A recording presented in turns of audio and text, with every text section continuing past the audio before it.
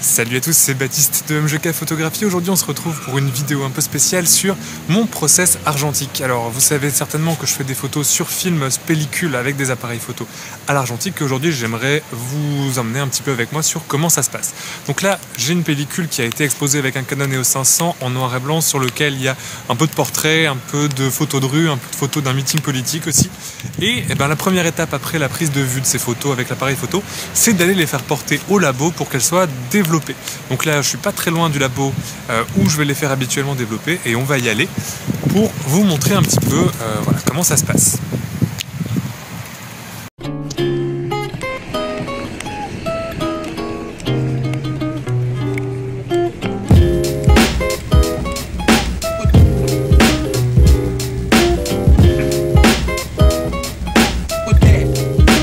Et voilà, on se retrouve une semaine plus tard. J'ai récupéré mes impressions, mes développements plutôt, du labo, et je vais pouvoir continuer de les traiter. Alors, par rapport au développement, mes exigences par rapport au labo, c'est déjà un développement de bonne qualité et qui soit propre. Et aussi, voilà, je récupère mes négatifs coupés par 6 dans des pochettes cristal. Alors c'est pour leur protection et c'est aussi pour leur archivage. Je vais vous montrer un petit peu comment je les casse dans la fin de la vidéo.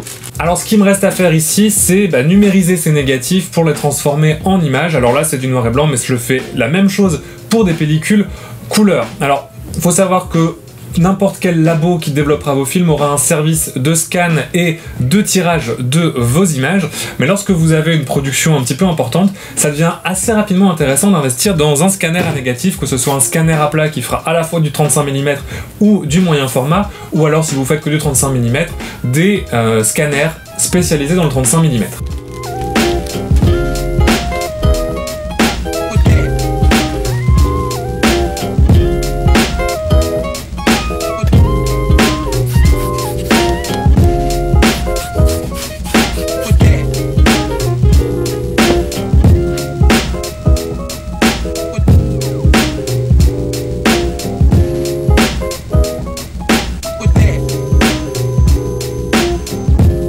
Avoir un scanner à la maison, c'est hyper confortable puisque ça va vous donner vraiment le contrôle total sur votre image de A à Z, de la prise de vue jusqu'à éventuellement son tirage sur papier. Puisqu'une fois le négatif numérisé, vous allez pouvoir retoucher ce fichier d'image dans Lightroom ou dans Photoshop comme si c'était un fichier numérique.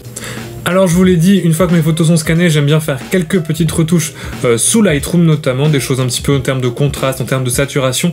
Alors là j'aime beaucoup le rendu brut de scan. Alors c'est souvent le cas dans les noirs et blancs, je trouve que les rendus de scan, le noir et blanc est plus facile à scanner pour les scanners que de la couleur, donc généralement il y a peu de modifications à faire sur le noir et blanc. Mais dans le doute, voilà ensuite un petit peu l'aperçu de la pellicule et l'image finale traitée sous Lightroom qui ressemble à ça, donc où j'ai un petit peu bougé les contrastes, etc. Et je vais faire ça un petit peu pour l'ensemble de la pellicule. Vous voyez que malgré tout, c'est des réglages qui sont assez faibles. J'évite de trop toucher à ces réglages-là, puisque c'est pas forcément la peine pour moi de transformer trop la photo, surtout si elle me plaît brute de scan.